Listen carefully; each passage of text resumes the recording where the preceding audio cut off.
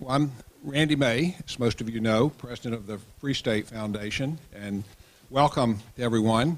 It's nice and warm in here, so that's nice. And many of you people that have been here before, some of the regulars, have heard me remark that I'm always comfortable here in the First Amendment room at the Press Club, because at the Free State Foundation we do a considerable amount of work upholding First Amendment principles, First Amendment values. If there were a room named the Free Market room here at the Press Club, I'd probably be equally as comfortable in that. But this is always my favorite. So this is not, in case I recognize a good many of you, but we have some new, quite a few new faces, and that's good. So this is not some tail-end inaugural event for which you're supposed to sober up after partying all weekend. For those of you who did party,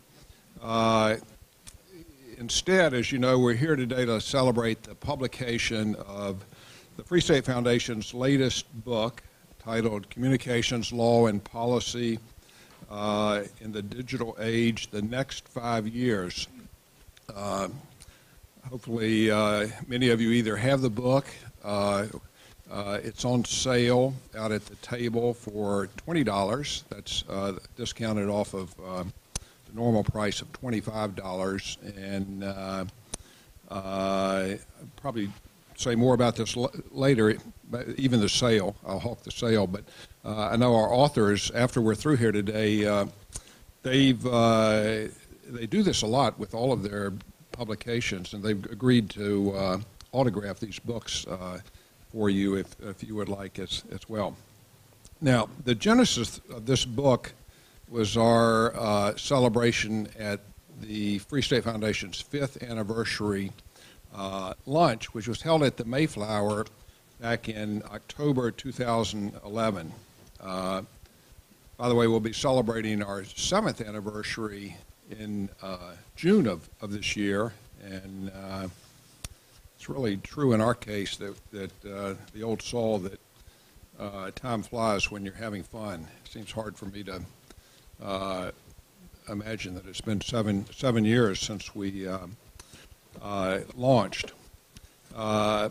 Anyway, the new book took the theme of our 5th anniversary celebration as its title, and 3 of the speakers that are here today who are going to discuss their chapters in the book initially laid out some of their ideas at that Mayflower event. And I'm going to give them a proper introduction, or at least a semi-proper introduction in just a couple of minutes. But what I want to do is just take a second and just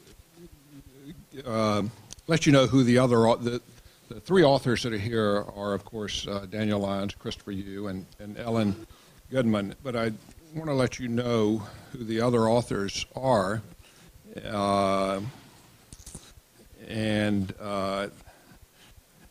as further enticement, of course, to get the book. And they are Representative Marcia Blackburn, and her chapter is entitled "Why We Need a Free Market Approach for the Communications and High-Tech Sectors." And then Seth Cooper and I, Seth's going to speak on a chapter he wrote himself, but he and I wrote a chapter together, placing communications law and policy under a Constitution of Liberty. And then James Spada has a chapter entitled "Reconciling Breadth and Depth in the Digital Age Communications Policy." Michelle Connolly, her chapter is entitled "Proposed FCC Incentive Spectrum Auctions, the Importance of Reoptimizing Spectrum Use." That's a particularly timely topic, of course, as are essentially all of these chapters. Let's see, Daniel Lyons is here, so he's going to talk about his chapter. Ellen's here, and then Bruce Owen, his chapter is entitled "Communications Policy Reform Interest Groups and Legislative Capture," and essentially Bruce's chapter It's really about the political economy of making communications policy and why achieving reform is difficult in the system that we have. But nevertheless, he ended on a optimistic note. I told him I am basically an optimist, and Bruce, we should end on an optimistic note.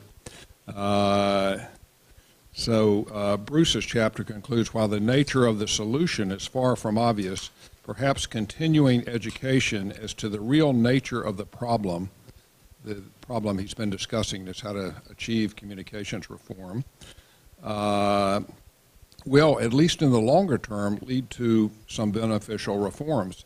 At least that is my hope in setting forth so bluntly an account of how the political economy of communications policy making largely works today. And I am ever the optimist. So, in just a moment, I'm going to introduce the speakers, but before I do so, just this further word about the book. It does have a general underlying perspective. I wouldn't want to be coy about that. And in the introduction to the book, I explain why, in my view, the marketplace and technological changes that have occurred since the last major revision of the Communications Act. It's hard to believe. Sometimes I get a start and have to pinch myself, but it really has been 15 years that have already passed and more. But since that last major revision, it seems to me that the marketplace and technological changes that we've witnessed, and I'm thinking of the switch from analog to digital services, from narrowband to broadband network facilities, and most importantly, I would say from an environment that was monopolistic, or at least still retained monopolistic characteristics in some of the markets, to an environment that's generally competitive now. I explain in the introduction why, in my view, those changes call for a new communications law, and certainly even absent waiting for the new law, changes in the direction of communications policy. So the book's primary purpose then is to provide the reader with a good basis for understanding not only why we need communications policy reform, but more importantly, how such policies should be changed. As for my own ideas, many of you in this room are familiar with them, and I don't want to dwell on them today, but let me just say this. In Chapter 2, I mentioned that's a chapter that I co-authored with my colleague Seth Cooper. That's entitled Placing Communications Law and Policy Under a Constitution of Liberty, and the reference is to F.A. Hayek's famous work, The Constitution of Liberty, which, as Seth and I put it in the second sentence of this chapter, we said, quote, the Constitution of Liberty seeks to explain why a system of government based on a certain foundational rule of law principles is a predicate for the functioning of an efficient economic order that preserves liberty and promotes prosperity. Actually, the idea for that chapter sprung initially from just a short blog that I wrote at the beginning of 2012, right after New Year's, when I had just finished rereading. I had read this before, but I reread the Constitution of Liberty, and I was trying to think about it in terms of communications policy reform. That's the type of thing you do in a think tank over the holidays. My wife doesn't always understand that, but anyway, that's what I did that holiday. And I wrote a blog, and it was that blog that evolved into this chapter. And I just want to summarize that as a lead into our discussion today by this quote from that chapter. Quote, Hayek's minimal requirements for an effective market system in a society respecting individual freedom yield a certain set of basic insights for reforming communications law and policy for the digital age. These basic insights are, one, a proper function of government is the protection of property and enforcement of contracts. Two, free markets, not government officials, should dictate the quantities of goods and services produced and the prices at which they are offered. Three, administrative agencies, however well-intentioned, are often overzealous in pursuing the public good at the expense of individual freedom. And four, costs imposed by new regulations often are underestimated, while new developments often are not anticipated, close quote. So those principles, again, guide much of our thinking about law and policy in the communications area as well as others at the Free State Foundation. Okay, now, by the way, on the book, I just, before I forget, if you haven't bought one yet and you prefer to order it online with your credit card, the flyers on the table, they have a special discount code that's good until January 31. So if you order from Carolina Academic Press and use that discount code, you'll have get 20% off. The Twitter handle for this event is the hashtag FSF book event. Last time we did an event, remember, some of you were there, I got critiqued because the Twitter handle was too long. But I'm sure everyone in this room can handle hashtag FSF book event at FSF Think Tank. Now, I'm going to introduce our panelists here. I'm just going to introduce them in the order I'm going to ask them to speak. They're going to speak initially for just about 8 minutes or so we'll have time for questions or comments. And I want to do that because at our events, as many as you know, we always try and make sure we do have time for some questions and comments because we can always be further educated ourselves and learn from those. So I'm going to give you you have a bio that you got when you came in. I'm just going to give you the really short version with the titles. You can read their full bios. I'm going to go down the line, and then we'll get started with him. First off is going to be my colleague, Seth Cooper. Seth is a research fellow at the Free State Foundation, and I just want to say with regard to Seth on a more personal note that since Seth joined the Free State Foundation, number one, it's been delightful to work with him, and number two, and as importantly, he's made a very important contribution, and I'm grateful for that.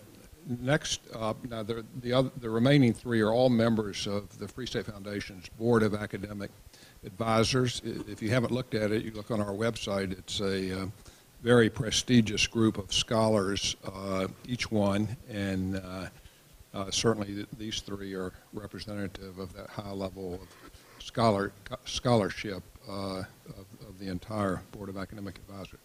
So next up is going to be Ellen Goodman. Ellen's a professor at the Rutgers School of Law in Camden, and her chapter is entitled Public Media Policy Reform and Digital Age Realities. I'm just going to name their chapters. Seth's is Restoring a Minimal Regulatory Environment for a Healthy Wireless Future.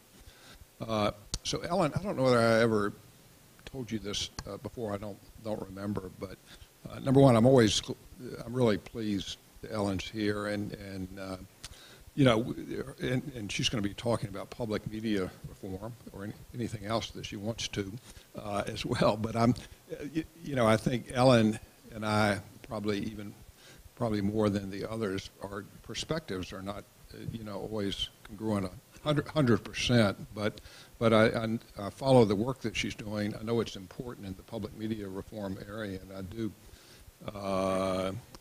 appreciate very much the fact she's here. And Ellen, you may not know this, but when I started out as a young lawyer, I was at Steptoe and Johnson, and this was in the mid-'70s, and we were representing the Corporation for Public Broadcasting at that time.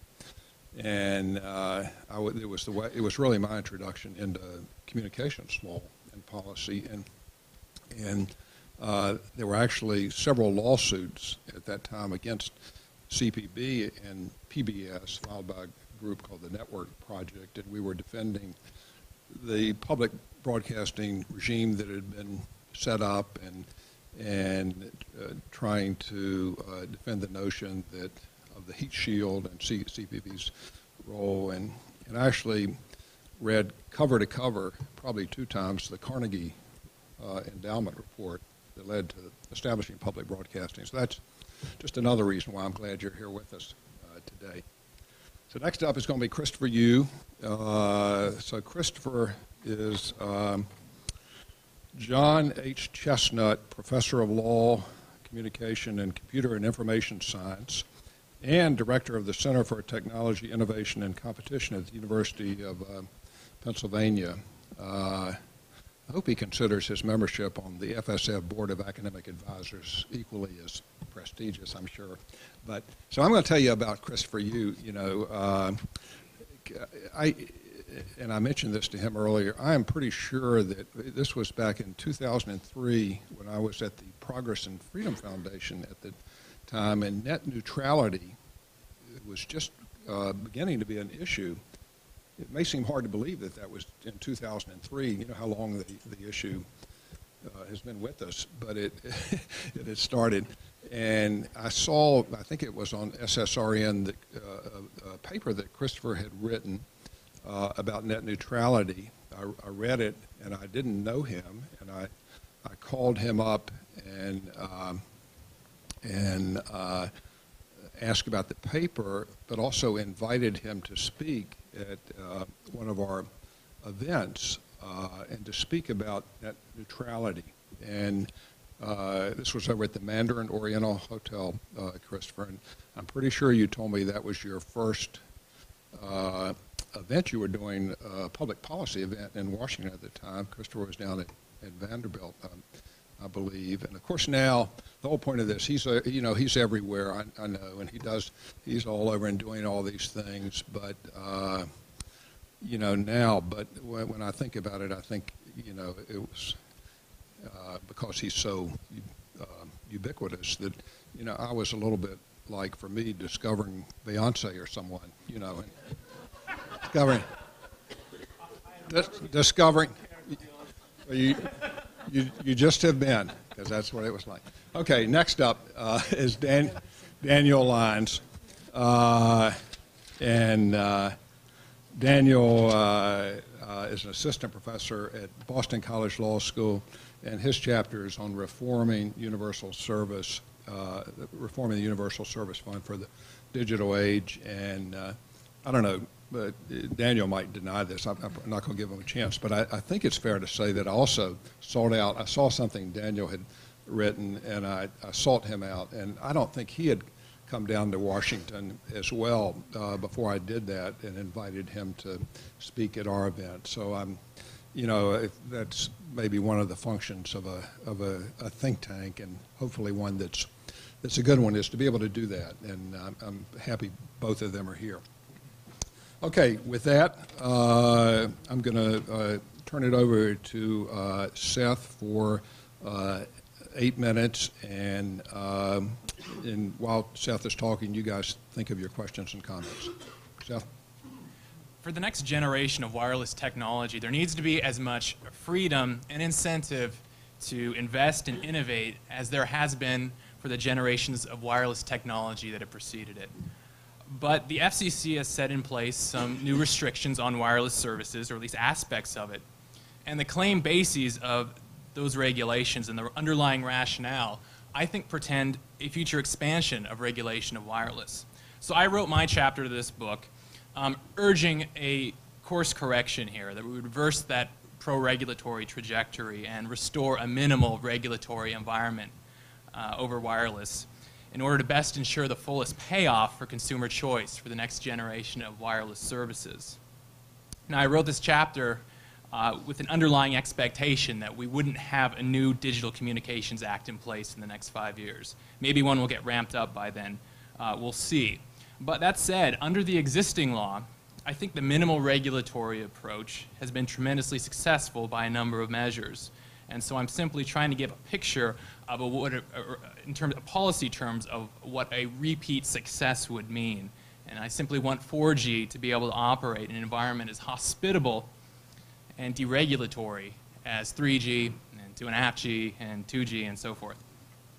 Now, when I speak of a minimal regulatory environment, I'm primarily focusing here on some actions undertaken by Congress and the FCC in the 1990s that reduced Title II regulation of mobile voice services and provided a degree of deregulatory certainty for mobile broadband services.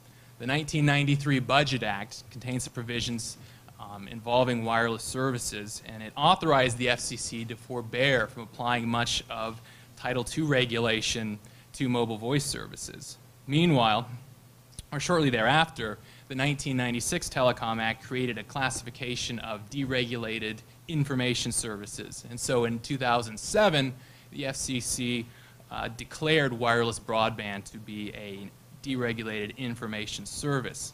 And if we just look over the course of time of where wireless is between now and 1993, I think it's pretty staggering. The number of connections, for instance, there were about 13 million or so wireless connections in the middle of 1993. But in the middle of 2012, there were over 321 million. The average voice revenue per minute in the middle of 93 was about 44 cents. And as of a few years ago, it was down to less than 5 cents. 34% of wireless consumers, or perhaps more now, are wireless only in terms of households. About half of all wireless consumers use a smartphone now or tablets. Those things didn't exist until very, very recently. And certainly the same can be said with the apps market. I think it was TechNet had a study suggesting there were, in the fall, suggesting about close to 500,000 jobs were created by the app economy. Earlier this month, Apple announced that they reached the number of 40 billion downloads from its App Store, 20 billion of which were in the last year alone. Android's App Store surpassed 10 billion about a year ago.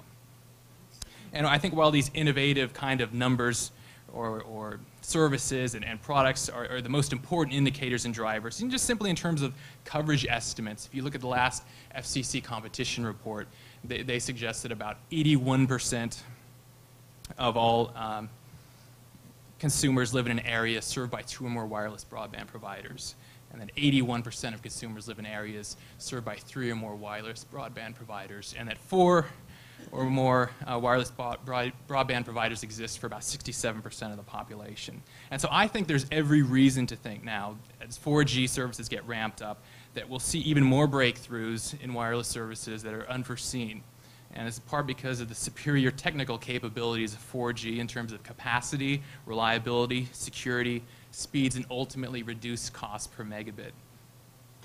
Now, despite all these market conditions, we've witnessed what I believe is a subtle shift, or perhaps not so subtle shift, to a more regulatory environment with respect to wireless, where we've seen the FCC heap on or attach some Title II-like regulations or even Title III-based regulations, whether it involves network management, wholesale pricing arrangements by providers, or spectrum use restrictions. And by Title II, I mean the old telephony common carrier regulatory apparatus. And by Title III, I'm talking about the FCC's authority, almost plenary authority, over commercial radio services. Its Title III authority, as Randy has written about extensively, is governed by what we call a public interest standard, which I believe is a seemingly limitless standard for agency action that's devoid really of any intelligible principles to guide or limit it.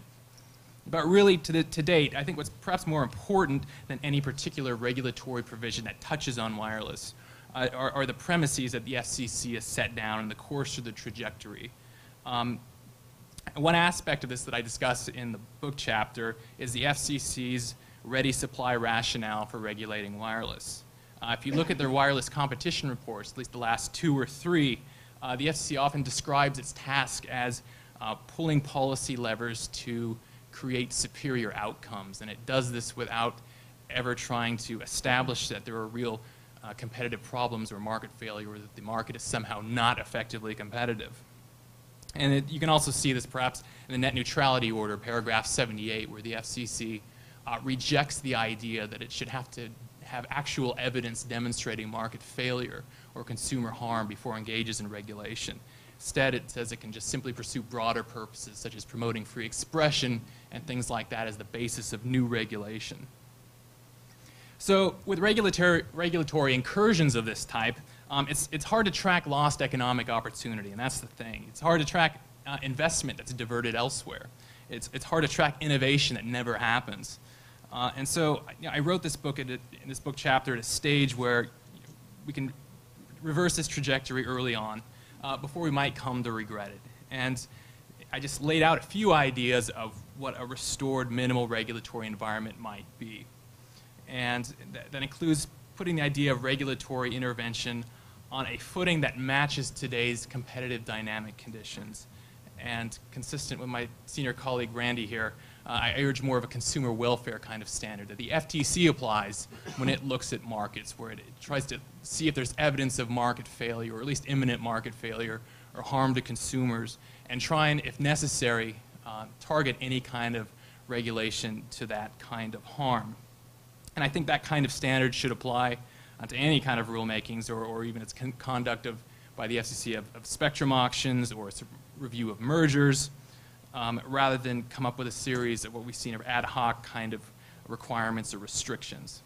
And I think a minimal regulatory environment would also include preservation of freedom in terms of broadband pricing arrangements. And that includes making sure carriers can still experiment with usage-based models for wireless services. I think the wireless market has been tremendously successful in segmenting itself to reach both high-volume, high-end users and sort of the low-volume, price-sensitive users. And I think that the wireless prepaid market is an excellent example of reaching the really price-sensitive users. And TracFone has over 21 million subscribers at this time, I believe. And when you start tinkering with these usage-based models, what happens is you end up shutting out the ability of some of the price-sensitive users to get the kind of targeted services that they want. I think a minimal regulatory environment would also involve just a revitalization of the idea or concept of Title I as a deregulated information service. I think that should involve trying to make new Title I declarations where necessary. I think some low-hanging fruit here would be text messaging services. Right now, those services are in sort of a netherworld where they're not Title I services, they're not Title II, they just are simply out there. I think we need to make Title I a deregulatory firewall from Title II-like restrictions. I think it erodes the notion of any idea of a deregulated environment where you can declare a service to be a Title I information service free of regulation, but then attack it from Title II or Title III. And I think we need to make Title I status consequential when it comes to the FCC's Title III public interest authority as well. To date, the FCC has said that just because we call a service a Title I deregulated information service, that doesn't mean we can't regulate that same service using our Title III powers. I'm not saying we need to seal off Title III completely, because this involves the FCC's basic powers of licensing and prohibiting interference and things like that. But I think we might want to try and grasp for some principled limits on Title III for the future. And I think critical for all successful markets is that they be propelled by creativity, by ideas, by innovation. And I think just looking at the picture from '93 up to present, I think we've seen that the wireless market has been driven by ideas and innovation and creativity. And I think that as 4G is just beginning to ramp up now, as it's beginning to get built out, that restoring a minimal regulatory environment give the next generation of wireless services the best chance to deliver the kind of services that we're looking for in the future. Thank you, Seth, very much. So next we're going to hear from Ellen. And before she gets started, you know, at that Mayflower anniversary celebration that I mentioned, and Ellen was with us, thankfully, and I don't know whether she remembers this, but, you know, we were all, you know, talking about the importance of free markets and less regulation and so forth, or at least I was, and I had mentioned Hayek. I think we had somehow his name had been mentioned, and you know, when Ellen got up, she said something like, "Randy, you know, you may not believe this, but in my talk, I'm going to have elements of Schumpeter or Milton Friedman or something." I do remember that, so I'm anxious to hear what Ellen has to say today. Edmund Burke. Edmund Burke, another good person to invoke. Go ahead, Ellen. All right, well, I do have to say, I mean, thank you, Randy, for including me in this. Randy alluded to our differences in perspective, and he may have been too much of a gentleman to put a point on it, but he likes Hayek and I like Keynes, and yet we've managed to work together. I'm talking about public media, so something completely different from Seth's talk. Let me begin by asking you all, and you included, what do you think was the biggest public media story of 2012?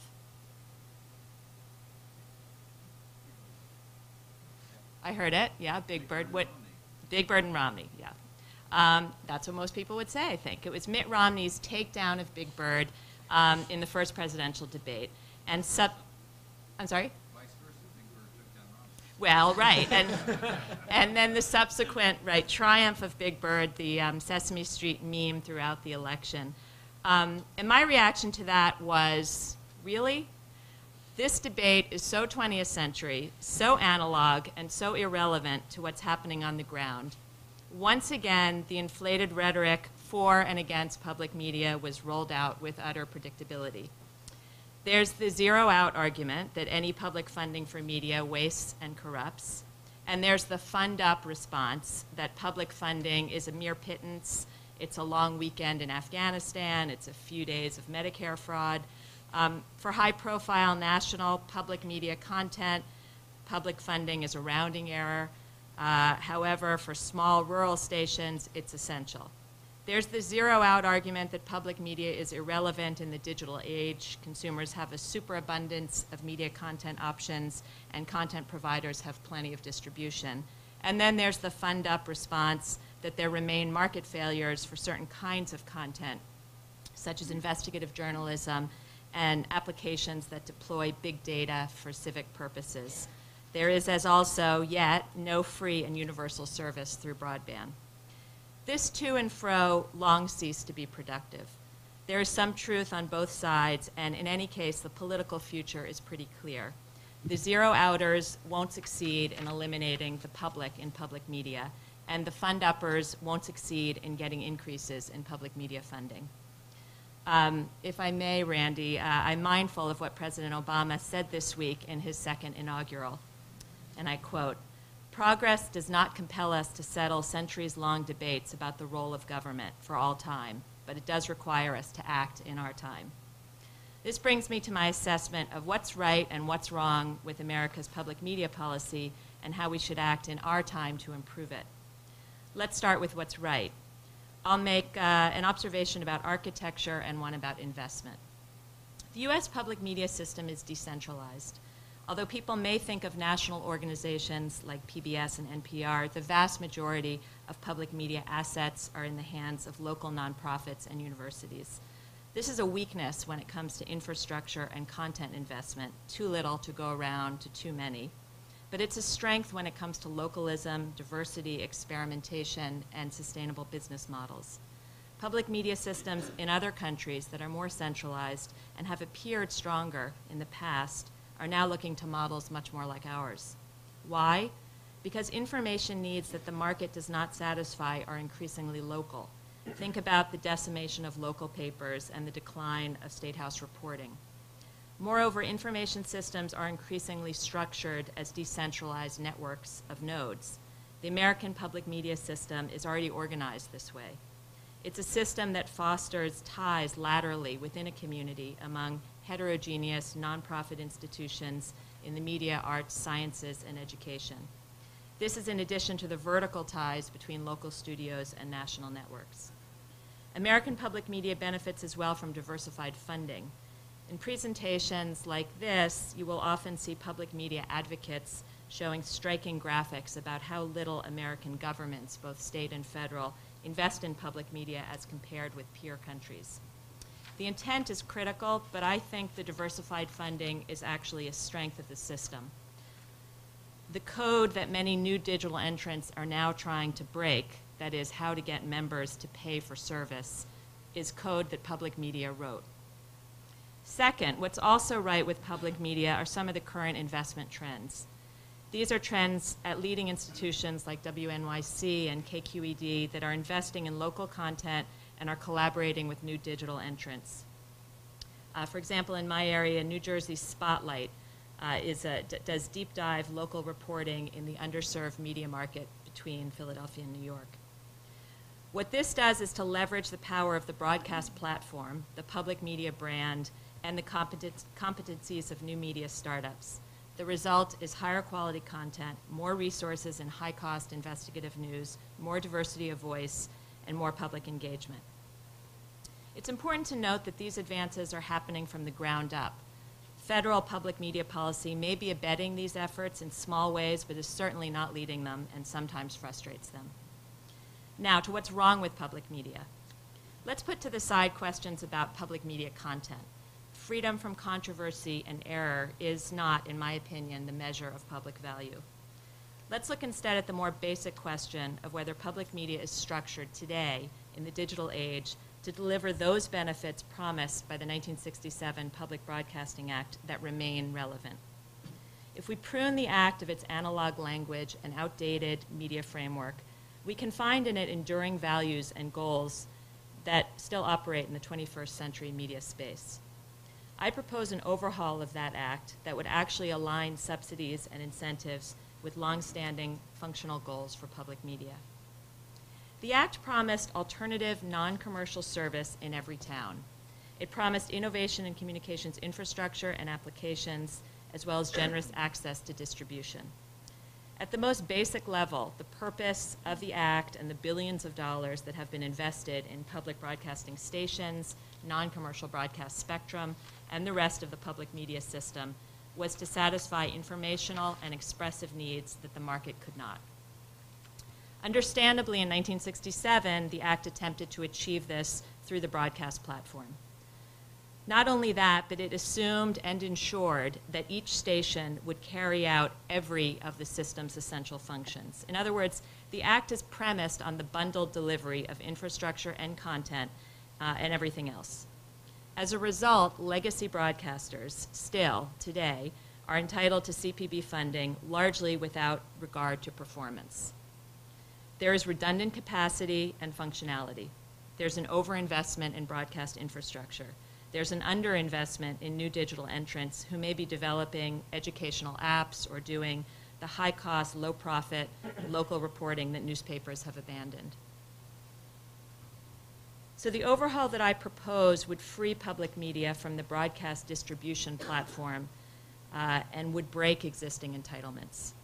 The law currently privileges a transmission technology, broadcasting, that is moving to the margins. And it privileges a set of institutions, legacy broadcasters, that may or may not be in the best position to supplement market goods and services. So let's return, in conclusion, to the stories of 2012. If we took a forward-looking approach to public media, what are the stories we might focus on? I'll mention three and what I think their implications are for policy reform. The first is that in 2012, Congress authorized public TV stations, along with commercial stations, to auction their spectrum for tens of millions of dollars. In the next 24 months, the television spectrum is slated to go up for sale. 20% of this spectrum is in the hands of non-commercial licensees. This spectrum was set aside, like parkland, for a public purpose. As the law currently stands, those spectrum assets may produce windfalls for lucky nonprofits or universities that choose to sell. CPB and/or Congress should consider whether these assets should instead be redeployed for other non-broadcast public media purposes. The second big story is that the FCC is making room for hundreds of new non-commercial radio stations that will provide local and hyper-local service. These will begin to be licensed on October 15th of this year, and they will not be eligible for CPB funding. It will be argued that CPB has limited funds and these should be dedicated to full power stations that cover larger territory. If, however, we were to think beyond broadcasting, we might consider a race to the top in public media. Let new entities, including new radio stations, compete for support and provide their service across platforms. The functional achievements of innovation, service, and access should be rewarded and extended. And then finally, another big story of 2012 is what many in the Northeast learned during Superstorm Sandy. When other communication systems failed and the power went out, it turned out that broadcasting, radio in particular, was a crucial medium. It retains more force than we sometimes give it credit for. Public media during this crisis was particularly appreciated. Among the many testimonials, there was what one WNYC listener in New York called a love letter to the station that had served as his electronic hearth and sole source of information. The vulnerabilities and holes in broadband make clear that we are not yet in a post-broadcast world. But because of their continuing power, broadcast stations need to be leveraged for the benefit of full-spectrum communications and new entrants. Collaboratives are the key here, and federal funding should incentivize them. I acknowledge that the biggest problem, and I'm finishing, with what I'm proposing is that there's not a natural political constituency for it. The proposal makes happy neither the zero-outers nor the fund-uppers, and this may, just maybe, be the strongest mark of its merit. Thank you, Ellen. I thought you were ended. I didn't mean to rush that last sentence. And I just want to say this. As we've alluded to, I have doubts about, particularly with all the competing demands on the country's scarce resources and funds, I have doubts about the continuing need, really, for the government to fund public media and public broadcasting. But I do want to say this. I really appreciate, and it's the reason why I wanted Ellen's chapter in the book, I appreciate the way that she thinks about reforming the current regime and about new ways to think about how, if we're going to expend the money, it can be used most effectively and I think efficiently. And you mentioned Edmund Burke, which I now recall you did at the Mayflower event. And when I was listening to you now, and you were talking about the local stations and these different ways, as opposed to CPB and PBS at the top, it sort of called to mind, at least for me, maybe I'm stretching too much, but thinking about Edmund Burke's when he spoke about the little platoons, because I sort of heard echoes of that in your presentation. Okay, now you guys are about to witness a first here, and you're fortunate to be here at this historic moment because Christopher Yu has spoken at many Free State Foundation events, and it's always a treat. But generally, because I'm following the alphabet, he usually speaks last, and I deliberately, it's not because I've actually forgotten the alphabet, but I decided this time that he shouldn't always speak last, so I've moved him up since we didn't have a Z speaker. And so next we're going to hear from Christopher Yu. Well, thank you for inviting me, Randy. Thank you for not making me last. It's always a pleasure to be at the Free State Foundation. I'm not sure how I feel about the comparison to Beyonce. I suppose until fairly recently that was a flattering comparison, but given the current press, I feel compelled to say that none of this presentation will be lip-synced, it has not been pre-recorded, and that this is going to come straight from me. So what I would say is the chapter talks about the end of the one-size-fits-all approach to the internet, and since that chapter is already written and academics have a short attention span, I'd like to, I have a whole book on this now that was out in November talking about how the internet's changed in terms of users, applications, technologies, and business relationships and what the implications are.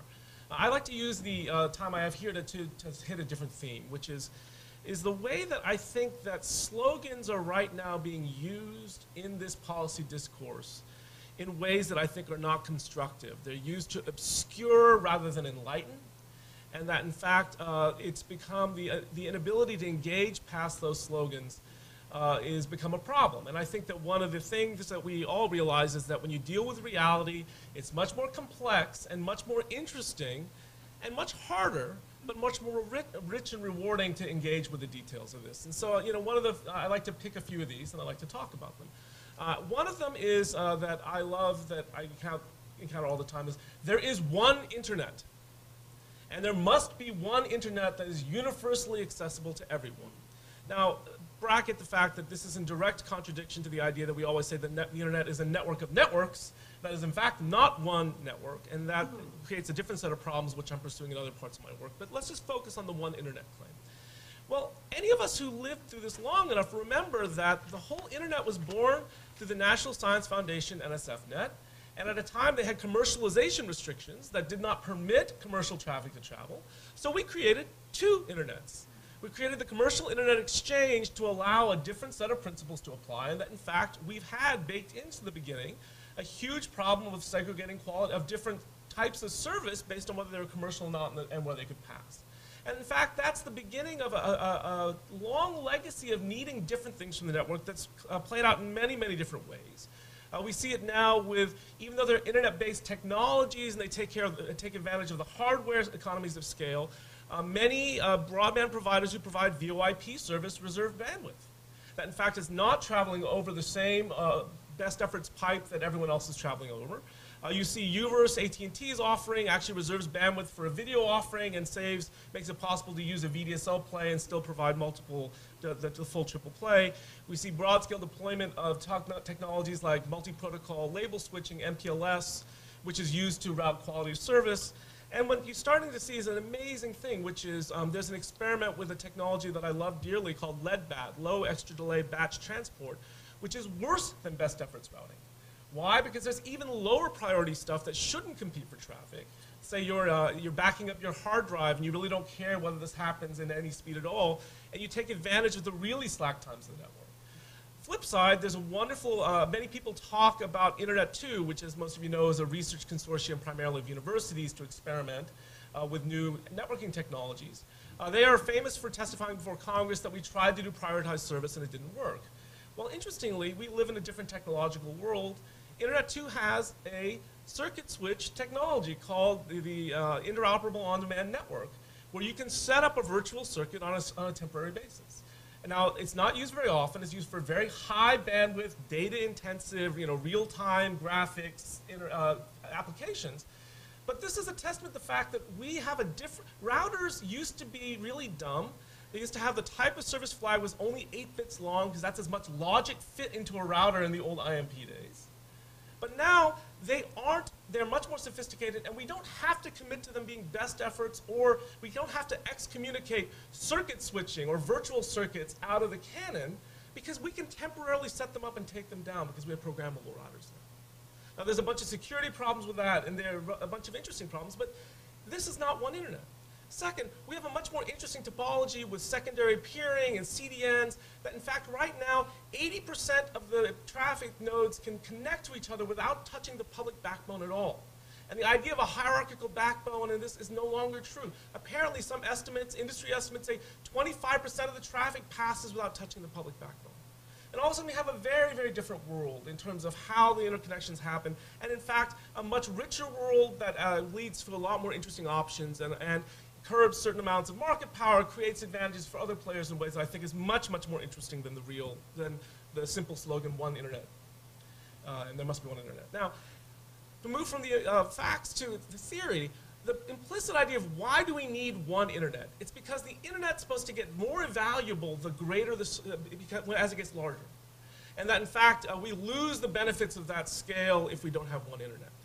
Well, there's an implicit assumption of that, which is increasing the size by additional hosts or users always creates value to you as an end user. I believe that statement to be profoundly false. on some level, there's a point of diminishing marginal returns. You know, how many restaurant rating sites do I need? But more to the point, in fact, I do not have, my usage of the internet is radically heterogeneous. I go to a very small number of sites very, very frequently. Most frequently my email server, I do remote desktop access to my office, and if you look at my particular, maybe 10 websites, you know, my bank, my credit card, ESPN because of my own personal preferences, but what they actually you see is that there's actually not an increasing value in size. And there's some wonderful research out of Facebook that says the number of people that you interact with more than once a month on Facebook, not passively just getting their feeds, but actually exchange a message, is 6. And this is actually fairly consistent with old telephone numbers. And what you start to see is that, in fact, the idea that a constantly increasing size of the internet is, in fact, not creating value. And to the extent to which it's creating congestion, it creates problems. We're fascinated with the long tail, and you hear that constantly, but sometimes the value's in the big hump, not the long tail. And that there's a tendency to forget that that has real importance in the world. Now, the other thing that I would say is what we're starting to see is greater heterogeneity in applications. We start to see, you know, video is now email and web browsing were file transfer applications where the only thing you cared about is when the last bit arrived, so you could assemble the packet and be done. We're in radically different technologies that depend on when the timing, where the timing of every single intermediate packet matters in terms of performance. We can trade off some of that for latency, and there's some very elaborate things that we can do that I think are fascinating that open up the policy space in very, very interesting ways. And the thing that people forget is the old, what I think of as the second law of thermodynamics, which is for every action there's an equal and opposite reaction. Which is if we insist there be one internet, people who want the advantages of guaranteed quality of service and can't get that by an internet that's uniformly on one principle, best efforts principle, will have no choice but to do private networking to guarantee that their VoIP works properly or their video works properly. In which case, one of the beauties of Uverse is when you're not on the internet, not watching video, those resources are available for best efforts internet. Taking advantage of sharing bandwidth, which is the fundamental principle that created value on the internet. If you can't get that out of the network itself and have to go to private networking as your only available alternative, we lose all those benefits. And it's a great irony to me that, in fact, we can't think of those rules in a vacuum, but it, in fact, will cause people who need things from the network to change their behavior, and we have to take into account the second-order consequences and the reactions to this in ways that I think are not really well done. So what's fascinating to me is that right now we forget that the architecture that was designed was a creature of its time, both in terms of what technologically the network could do. These were PCs attached to a phone line and with limited power in the routers. It's a very, very different world. What's fascinating is if you read the engineering literature, they're saying there are many things the internet does not do well. As much as we laud it, we forget that, for example, the things that they talk about are mobility, security, mass media distribution. These things were not designed into the internet from scratch. They were not that important when the internet first emerged in terms of mobility and video, certainly. They're now mission critical for us to get the value out of the internet. And that, in a way, we're rooted in this old discourse which creates a very backward-looking conservative policy that this existing architecture somehow has to remain unchanged and pristine in ways that even people say it's responsible for its past success, therefore we should preserve it, it only is a logical statement if you assume that the fundamental conditions haven't changed. As they tell you in all the financial services, past performance does not predict future results. It's because the environment's constantly changing. The same thing I think is true here. So what's really interesting to me is what I think it's important to do is to increase the level of sophistication of this discourse to understand that the network has new demands being placed on it now, has greater capabilities, and in ways that I don't think are fully understood. And what my goal is to actually, through my research, to try to shed new light on these topics. So I've got a bunch of projects queued up in different stages. You know, there's a bunch of concepts I think that are used to end conversations, not open them up. So concepts like end-to-end are sometimes thrown around. Layering, modularity, you start to see all these ideas. And that, in fact, what I see in this is that we need a better discourse where we understand that all those are trade-offs. And that, in fact, understanding what those trade-offs are becomes a necessary condition to making sure we understand what's going on. You know, I see my friend Stan Besson here, and it reminds me of a conversation I had when I entered the academy. And he compared it to, I said, when I looked at the old network inquiry, and I was entering the academy in 1999, I said, does it ever bother you that we're still fighting over pretty much the same issues that we were fighting over in 1980? And he said he was impressed by how far we'd come. Because what he said is in the 1980, if you cited economics, even people who were skeptical of it said, you know what, this doesn't feel right to me, but I don't understand this well enough to even have an intelligent conversation with you. Right now, I think a lot of the discourse about the technical aspects of the internet and the way it interacts with things, the SOPA, PIPA, DNS example I think is perfect, that we need a better understanding where that, even if we're going to have people agree or disagree, need to have the foundation of tools to have the discourse we need to have an intelligent policy debate, instead of us throwing slogans at one each other in ways that I actually think are not, don't lead to good policy and are just sound good when they're quoted on Politico. Christopher, thank you. Probably a lot of people in this room that are too young. Fortunately, they don't even know about the reference to the network inquiry, probably, that Stan and Stan Beeson and Tom Besson, excuse me, and Tom, I was going to get to your assistant, and Tom Cradmaker. They were co-authors of a big project that the FCC undertook to study the dominance of what were then referred to as the three major television networks, and they produced really big volumes of what I'm sure was good work talking about the volume of, there were volumes, and they're still in my basement, by the way. But anyway, about the dominance of the three television networks. So things do change. Sometimes it takes us a while for the thinking to catch up with the change.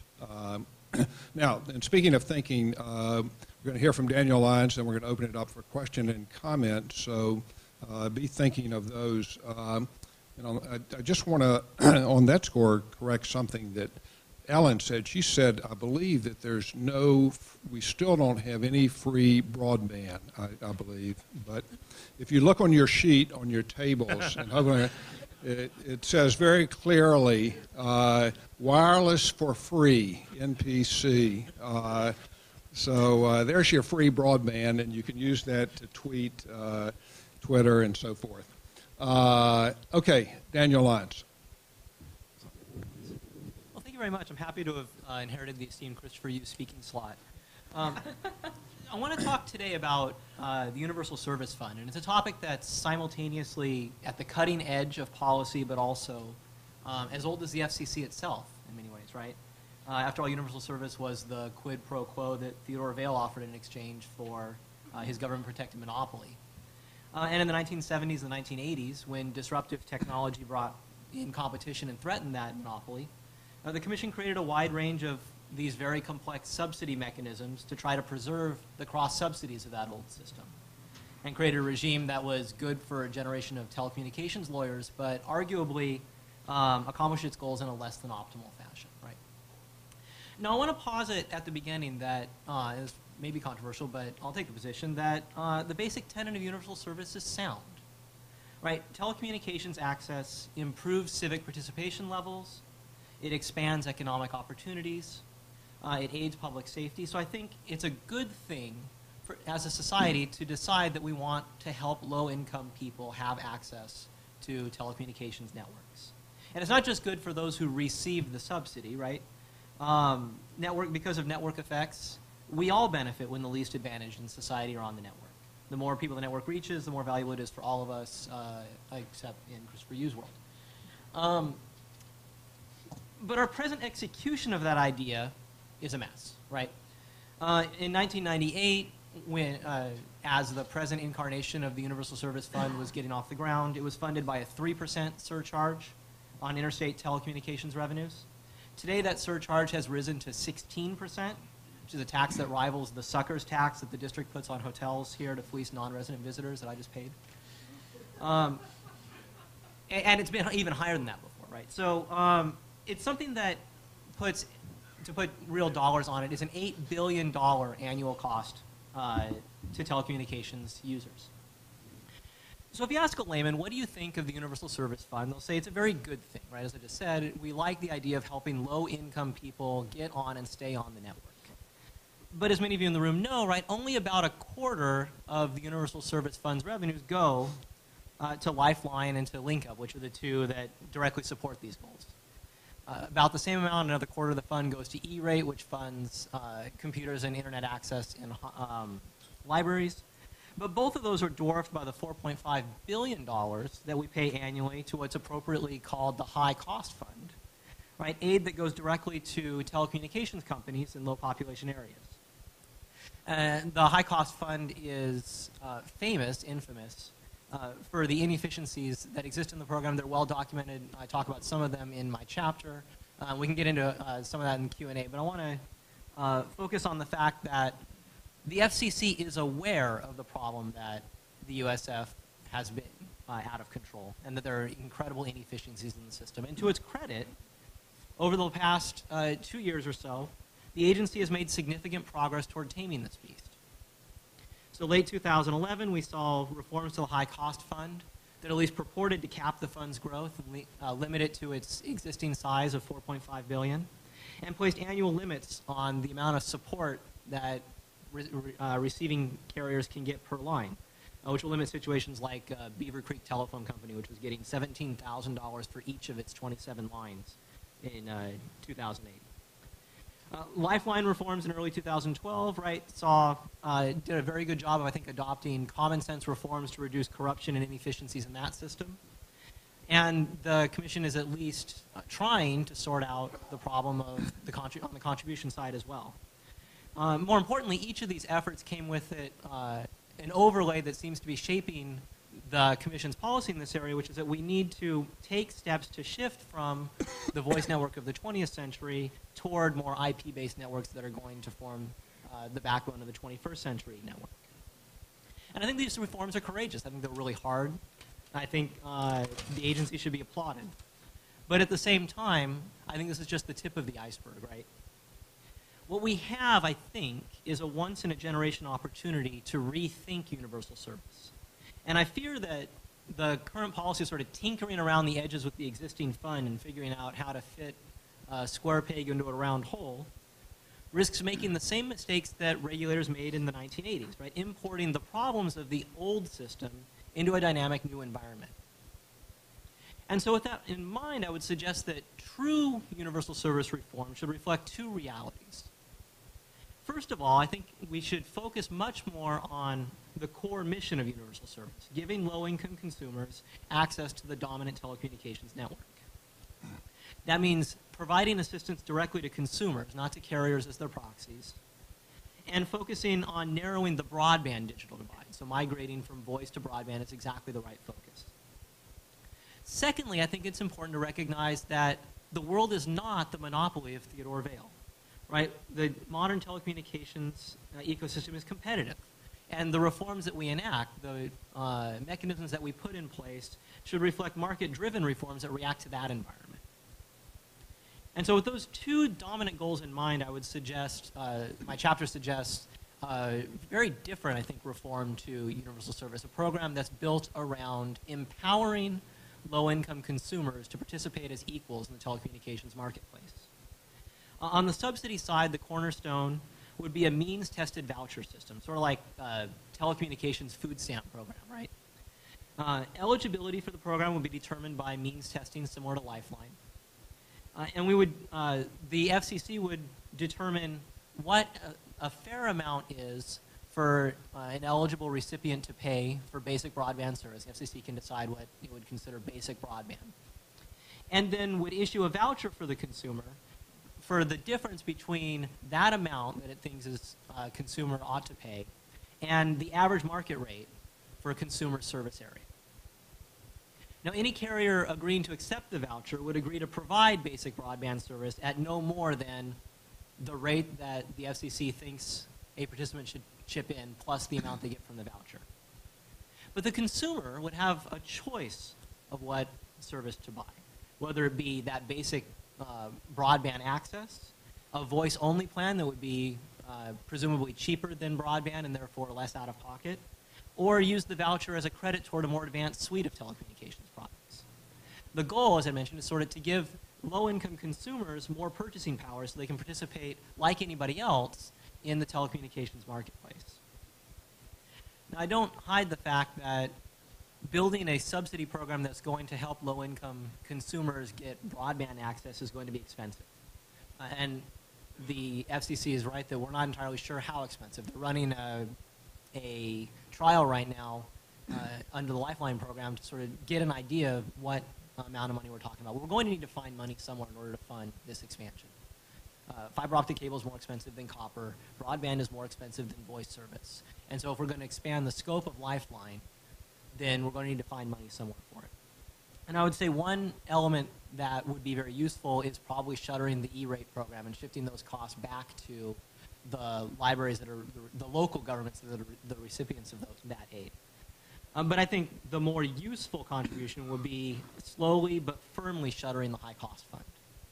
Right? Not just cap it, as the FCC has done, but to reduce that cap each year until at some point the amount of money that we're sending directly to telecommunications carriers gets down to zero. Now, yes, that means telecommunications costs will probably rise in rural areas, and they'll probably rise considerably. And that is a big problem. And in fact, it's probably the political stumbling block that prevents my happy academic ideas from turning into policy, right? But it's an important one that we need to struggle with. The Lifeline program, this expanded voucher program, I think would help the truly low-income folks in affected areas. And for others, those who can reasonably afford telecommunications rates, even if they were to go up, I think we need to bite the bullet and suggest that we simply cannot continue to afford to subsidize what is effectively a lifestyle choice. Right? So as I was on the market deciding which law school, potentially which law school I wanted to teach at, my wife said there's absolutely no way we're going to be able to afford Manhattan, so just don't apply to any Manhattan school. This is not going to happen. And she was absolutely right. The housing costs in Manhattan were much greater than what we were paying in Los Angeles, what we would have paid in Houston, what we wound up paying in Boston. That was a lifestyle trade-off. The fact that housing prices are much higher in Manhattan than they are in Houston doesn't suggest that we need a federal housing subsidy for people who are living in the Manhattan area to make sure that housing is equalized. I think we need to think of telecommunications in the same way. The costs are higher in rural areas, and that's simply a trade-off and part of the decision to live out there as opposed to in a more population-dense area. I'm happy to hear your comments on that. On the contribution side, and this is the big issue the FCC is trying to tackle right now, and it is a big issue, right? The costs of the program are growing. The revenue base upon which, from which the program is extracted is shrinking. So the FCC is engaged in a very complex and contentious debate over, do we expand the revenue base to include broadband access? Do we shift from a revenue pool to a tax on every phone number or a tax on every IP address? I think perhaps the most elegant solution is simply to make universal service a line item in the federal budget, like most other assistance programs. Right, this puts a hard budget cap on the program, and it moves the administration of the program from the murky, semi-private USAC and puts it more under direct congressional oversight. It also avoids the market distortion of trying to tax some goods but not other substitutes in order to fund the program. And finally, it has the benefit of not taxing and therefore making more expensive the very service that you're trying to make cheaper and more affordable. This is not a proposal that's unique to me, of course, and the primary objection, I think, is that people don't have a lot of appetite for a new entitlement, particularly in this Congress, right? But I think it's important to recognize that this wouldn't be a new entitlement, right? It would simply be making an implicit tax that all of us are paying more explicit. And if the primary objection is if people knew how much this program costs, they'd never go for it, maybe that tells us more than anything else I've said about the magnitude of the reform that's needed in order to make universal service more effective. Daniel, thank you very much. So I think you can see the wide range of subject matter that's discussed in the book. We pretty much cover the communications law and policy. Waterfront, and you got a sampling of that here. So we're going to turn to questions. I guess I'm going to do the moderators just one question, and then I know we have some questions, and we've got a mic in the audience. But I'll just start off while you get ready. And this is for Professor Yu. Now, I understand that in your discussion today, you wanted to eschew labels and some of the battle cries and so forth that we use in these discussions of policy. And I appreciate the reasons why you said we haven't had a single single internet, and the reasons, more importantly, why that, in your view, wouldn't necessarily be a good thing from a policy point of view. But here's my question, because we are here in D.C. and we do have these policy proceedings. What are the and because I want to make sure I understand it, what are the implications for what you described and the way you think about it in terms of the net neutrality, or you can call it open internet, but I like net neutrality, proceeding and the rules that the FCC adopted? I mean, how do they relate to what you were describing? It relates it relates somewhat to the open internet proceedings, although the FCC has cabined this off, but it relates bigger actually to the broader question of internet interconnection, which is, okay, so right now what we're talking about primarily about one network is network-to-network interconnection. And in a brief footnote that is charitably unreasoned, says that this order doesn't apply to paid peering. And this order does not apply basically to the business terms under which networks interact with one another. Now that safely had the effect of taking the FCC out of the level 3 Comcast dispute. But one of the problems is that it's, by taking a duck there, right now what we're seeing is very, very different market topological structures which are now immune from the network neutrality proceeding, whereas if you build a CDN and try to do direct payments with the last mile provider, that's still prohibited. And that's a very, very strange world where all of a sudden we've created a regulatory bias towards one topological solution, because the one person who can't charge a premium for that is the last mile provider, whereas we could have it done through a series of contracts and it would flow through and that would be all right up until you get to the last mile.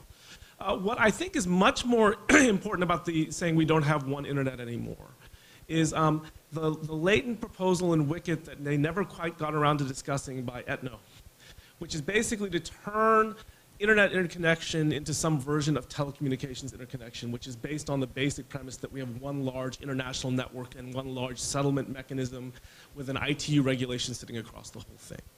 And we actually live in an interesting world. I actually think, even though it remains controversial about information services and ancillary jurisdiction fought in the DC circuit right now, it served a tremendous value in practical terms, even if it ultimately turns out to be illegal, of having separated the internet debate from the assumption that is prevalent in most other parts of the world that we will regulate the internet exactly the way we regulated the old telephone industry. And that, I think, is the default presumption in Europe. I think is the default presumption in Asia. And the idea that we would take wholesale a regime created for a different technology and a single application in a different world and cram it down on a new technology, however the chips would fall, would be accidental at best. And more likely, it'll be rather Procrustean. And so, I mean, this is a problem. And I think that the idea of moving away, I think the idea of creating its one internet naturally plays into the idea that there has to be a universal management system that ensures all of it interconnects and interconnects in a fair and equal way. Whereas we know in a system that's made of 30,000 autonomous different networks bargaining through arm's length transactions, you're going to see tremendous heterogeneity in terms of the price and the quality and the interconnection points and all this. And the idea that 2 bits of equivalent traveling to you from CNN and MSNBC will come in on the exact equivalent terms simply blinks reality because of the differences in topologies and distribution mechanisms that exist today. Okay, thank you, Professor Yu. So now I'm going to open it up for questions. If you just raise your hand and identify, when you do get the mic, identify yourself, and I'm going to call on people. Okay, well, I see the aforementioned Professor and former Dean Krattenmaker in the back. Just wait for the mic. I'm Tom Crattenmaker. I'm a federal pensioner who lives out in Northern Virginia. I have a question and two comments. My question is, who is this guy Stan Besson? My first comment is, I had a couple of stints at the Federal Communications Commission. They gave me different titles. And before I left, I asked Bill Kennard, could I please be put in charge of the Bureau of Euphemisms, Meaningless Slogans, and Unattainable Goals. And he said he was going to create such a place, but he didn't want to put me in charge of it. My suggestion was that we bring under that umbrella one network, universal service, fairness doctrine, children's programming, public television, primetime access rule, net neutrality, and I think maybe we could put some more stuff on the list. The point of that comment, of course, is that I think our commenters are so right in saying that what we're doing is living by slogans rather than analysis. And my second comment is, when you're doing this sort of stuff, and I must say, I thought when we were sitting here talking, every one of the suggestions here, everyone was so well thought out. I think there's a tail missing from all this. And that is, when you talk about how we might reform public television, or what we might do about net neutrality, or what we might do about universal service, I think we need to couple our substantive critiques with a recognition that the Federal Communications Commission is inherently intellectually corrupt. I think it was implicit in everything that you all said, which is, I think this is the right way to go, but I don't know how we can get there because it has to go through the Federal Communications Commission. And I think that, Randy, well, maybe your next book would be why we can't go anywhere because we've got an agency that's structured in a way that's bound to produce euphemisms, meaningless slogans, and unattainable goals, rather than rules and regulations that are designed to serve consumer welfare. Okay. Well, we're always thinking about our next book, so so that's an idea. Can we just follow up? I want to hear how you think it should be structured. Okay. Well, that's good. Now, what we're going to do, and that's fine because we want to have a good inter-exchange, but I want to keep all of these exchanges relatively brief because I'll be happy there'll to, be Randy. more books and Read papers. my comment on the 1996 Telecom Act in the Federal Communications Law Journal, where I suggest, if I recall correctly, that there are 3 functions that a federal agency probably needs to perform wholly apart from just the general application of federal law. 1, spectrum management. 2, overseeing interconnection disputes. And 3, keeping square our obligations under international law. The rest of it can probably be let go. If you decide that that's what you want to do with the system, you would undoubtedly give one function to the Department of Justice, the other to the Department of Commerce. You wouldn't have multi-member agencies, and you wouldn't have day-to-day accountability on the Hill. But that's all laid out in the 1996 Federal Communications Law Journal. Okay. Ellen, do you want to respond to Professor Crattenmaker? No, I just wanted to hear what he... Okay. Without getting too personal, in part because I don't have tenure yet, I think that's. I think you're right in a sense that the history of the commission has definitely had its moments of dysfunction. But one thing I've been struck with since I've really started following them closely in the last few years is that I would not trade places with a regulator to save my life. Their job is really hard. And in other words, it's not just, I think, the commission that's a problem. Part of it, for example, the Universal Service Program, I pointed out the program is actually doing 4 things, 3 of which have nothing to do with universal service. Right? That's a mandate from Congress.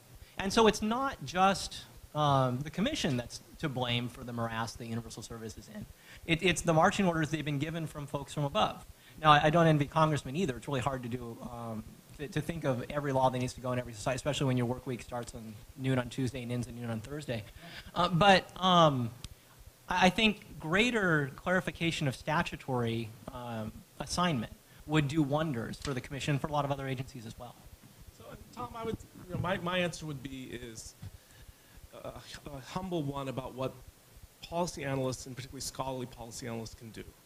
And we can help frame issues, define issues, but in the end, major legislative reform takes 5 to 10 years.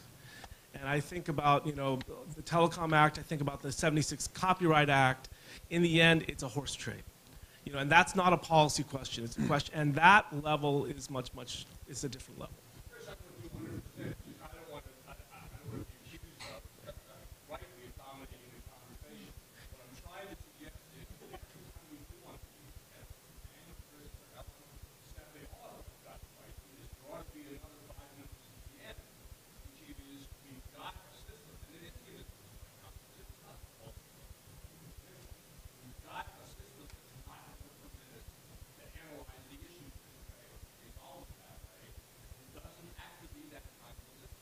Okay, well, no, that's useful, and just put on this footnote, and then we'll move on, as they say. But recall that I said the last chapter in this book is the one that Bruce Owen wrote, and you gentlemen, of course, have worked with and know Bruce. And Bruce's chapter, again, is entitled Communications Policy Reform, Interest Groups, and Legislative Capture. And he's been around the track a few times as well, and he talks about the difficulty of achieving some of the things that we want to achieve, and it's not easy. I'm a believer in the importance of education in the sense that we're doing it here, and that eventually people will understand, and then we get better policy, and I think we I think we do. I see, now this poses a dilemma because David Young had his hand up and then Tom. So I'm going to do this. I'm going to call on David first and then Tom, unless they had exactly the same question. We'll see. So David, identify yourself again for the record. Hi, it's David Young with Verizon, and I'm sure Tom's question will be much more interesting than mine, but what I wanted to... do you have tenure over there? I do not. I do not. Seth, the discussion about the deregulatory environment for wireless that produced such successful results I thought was really interesting. And one of the things that you didn't mention, and I don't know if the paper does or not, is in addition to sort of the light federal touch, it was also the fact that it was federal and that the states didn't have a role there in regulating wireless that I believe helped wireless to flourish the way that it did. Similarly, in the broadband world, one of the first things the FCC did under Chairman Kennard in I think it was 99 or so, came out and said that the local franchise authorities, the 30,000 of them, didn't have the ability to regulate broadband. That, he didn't say what broadband was, but he said clearly it was not a cable service subject to 30,000 different regulatory jurisdictions. And so does the book get into sort of the need for a national policy framework for all of these things and to sort of do away with or reduce the ability to have sort of conflicting or complicating regulations at lower levels? The chapter doesn't reach that far, and that was in part due to space constraints. I had already participated in probably 2 of the longest chapters in the book, and so I didn't want to crowd out the other voices speaking. But I agree with you completely about the importance of the 93 Act in removing state obstruction to wireless services. It barred, as a general matter, state regulation of wireless, particularly on rates and entry. And it offered at least some kind of provisions for citing wireless infrastructure. And that's still one of the problems we encounter today, are local governments who are reluctant to approve the building of new towers and infrastructure that are needed to build out services and get good coverage and strong signals. And I think accompanying that as well, not simply on the regulatory side, would be the tax side. On the one hand, to tie it into the USF program the extent it's out to serve low-income consumers, it's kind of in conflict with itself when it comes to wireless, as we know that low-income consumers are increasingly choosing wireless as their means for voice communications. And we're seeing now these surcharges applied to wireless, but it's not in a vacuum. States and local governments already subject wireless to a number of taxes and fees that include state USF fees, that include state 9/11 fees that sometimes go to things completely separate and apart from 9/11 services. That can also include specific state telecom taxes that far exceed the state's general rate for sales tax. But so I think the tax side would have to be part of that as well. But unfortunately, the space constraints kept that out of this chapter. But it's interesting, Dave. This is a live issue in Europe, where they're talking about, do we set up a EU-level regulator? And this is one of the things. It's like, will it use its powers for good or for evil? I mean, because what you get at EU-level regulation, we see things like data roaming. We see reverse compatibility requirements on devices that forestall the deployment of UMTS. You see all these different things, and so, on some level, the way you're going with this suggests is federal has a lot of benefits, but much of it's contingent on the way that that federal authority is exercised, and that we have to bear in mind is not just the level, but the substance that goes with it. Okay, Tom? Tom Talkie, Verizon. I can't, of course, resist the opportunity to make the comment that it's very difficult for the FCC to implement an obsolete statute, and that's the task that it has. And so we really do have to focus on changing the statute, and the education, Randy, that you mentioned is certainly critical to doing that. My question, though, relates to comments about universal service, and particularly the high cost fund. And I guess I have a two-part question for any of you on the panel. If you do not have a high-cost fund, do you think it's economically feasible for private companies to sustain wireline networks in rural areas? That would be part one. And part two, do we need wireline networks in rural areas? Yeah, I was going to answer part one with your part two. I'm not convinced that wireline is the end-all be-all, right? It's a very robust technology, but 9 times out of 10, wireless does a lot of what universal service customers would want. Now, as we transition from simply voice to broadband, there are questions as to whether wireless broadband is a suitable substitute. And that's an issue, I think, that implicates 5 or 6 other areas of telecommunication, right? Spectrum policy and technological development, things like that. Over time, though, my sense is that it's a mistake to look at the static world now. Wireline broadband is infinitely better than wireless broadband, and say, based on that, we need to set the policy that's going to move forward for the next 10 or 15 or 20 years. Ideally, the universal service program of the future would be one that's technologically neutral, where we have a broad definition of an eligible carrier to receive the voucher that I'd mentioned, and allow consumers to choose which one best suits their needs. And in some instances, that's going to be dictated by geography, because cell towers are cheaper than laying fiber optic cable. And in some instances, it's also going to turn on the idiosyncrasies of the consumer.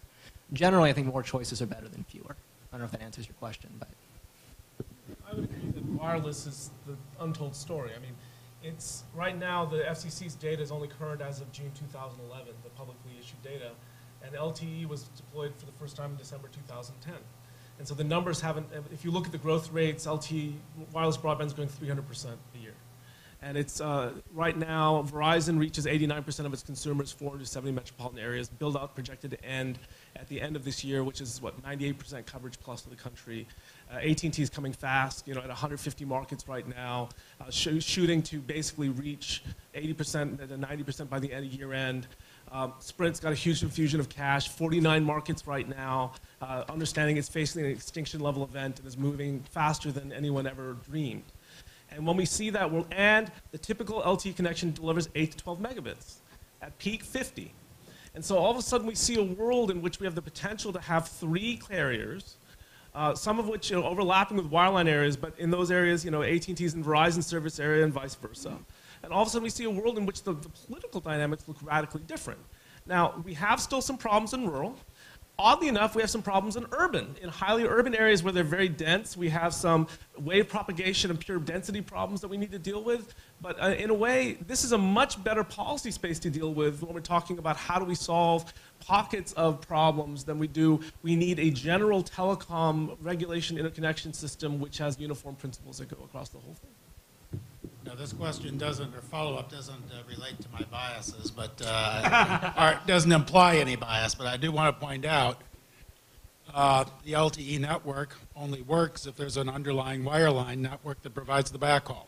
So my question in part is it feasible to sustain the underlying wireline network if there's no high-cost fund support? It's one of the interesting surprises of the National Broadband Plan is that rural backhaul is more of a problem than we thought.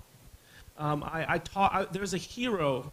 He's a small Indiana co-op who's doing fiber to the home, unlicensed spectrum 2-channel multi-channel video, DSL to all their customers, and a regional backhaul fiber ring serving the local hospital.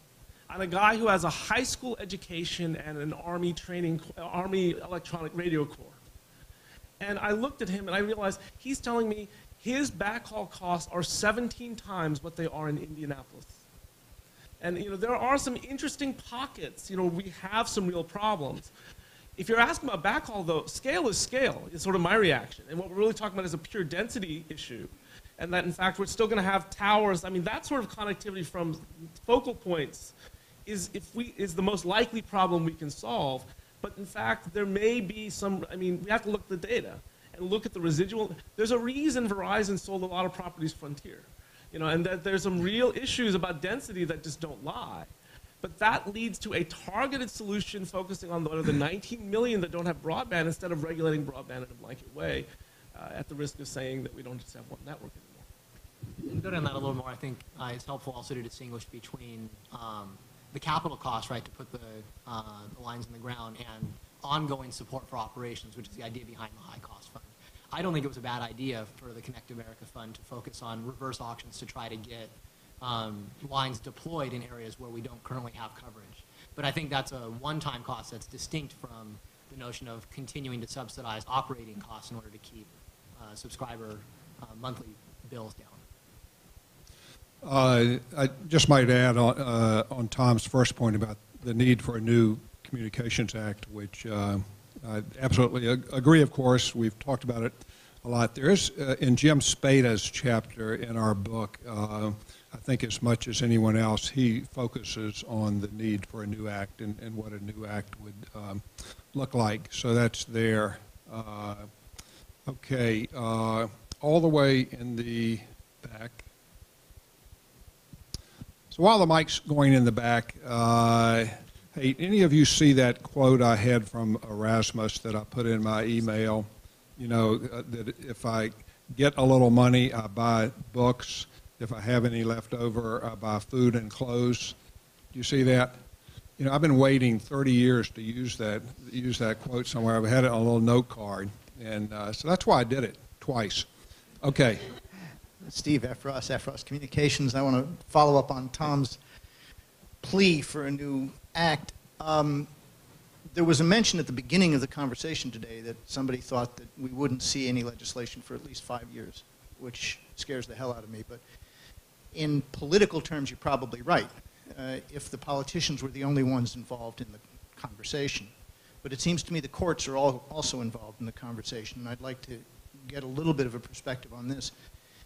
If we now are in a situation where this obsolete act or this obsolete statute is putting the FCC in the position of only regulating those parts that it has jurisdiction over, and the net result is clearly other competitive parts of the same system are not being regulated.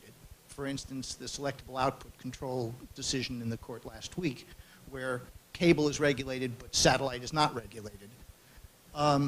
And the commission itself cannot now define what multi-channel video program distributor is. Can we go back to the courts at this point and say any of these regulations are essentially capricious because you know that the technology, as Christopher is pointing out, has gone way beyond the statute, and yet you're still only applying it to one portion. And of course, the Commission's response is, yeah, but that's all we can do, but that would be capricious. So we force Congress to get back into this act.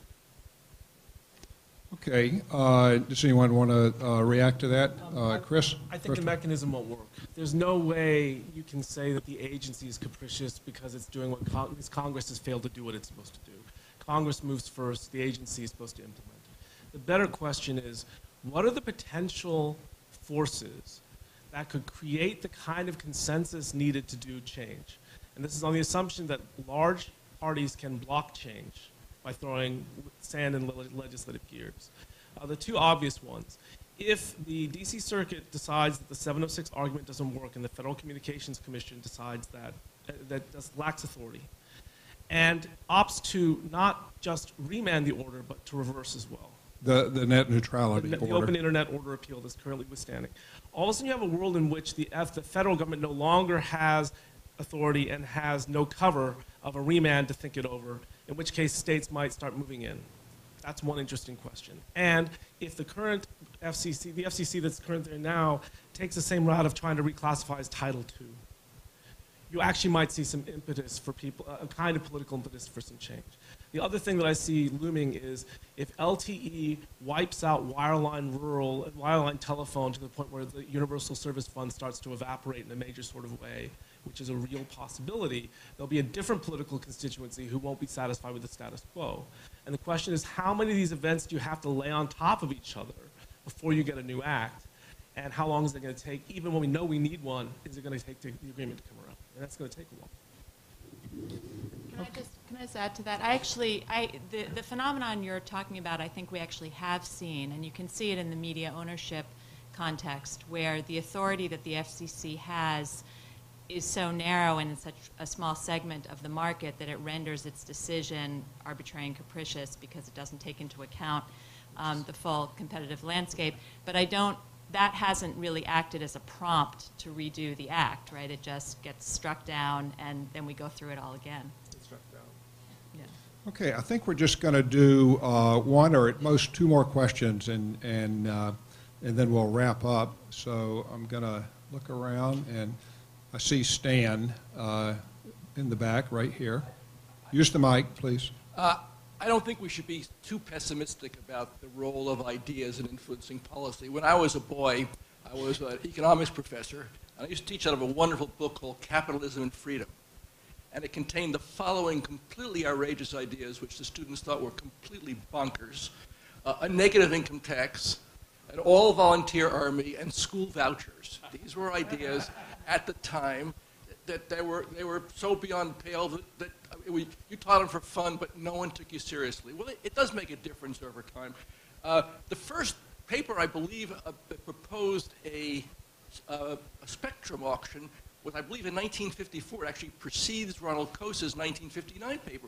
Well, nobody thinks that idea is outrageous anymore. I think it's important to keep these ideas out there. At some point, some politician will find it in his interest to adopt these, and it's our job, our role in this process, to keep these ideas there. Don't get discouraged just because they don't adopt your policies today. Krattenmaker and I proposed a few things in 1980, and gee, in 1992 they actually did them. So please, let's not leave here with a note of discouragement. Okay, a fellow optimist there, although when you cite paper from 1954 and then say, keep faith alive, be patient. But okay, we're just going to have, if there is one last question, if we have one. Well, before we close, I just want to take a second to introduce, we have a new person working with us at the Free State Foundation, a third-year student at the law school out at American University. Sarah Legan is back there, and we welcome Sarah with us.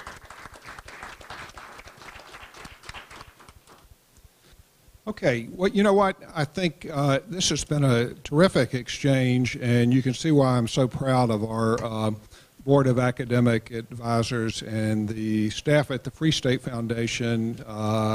They do such good work, and just join with me in thanking them, and you're welcome, of course, to buy more books, like Erasmus said. Okay.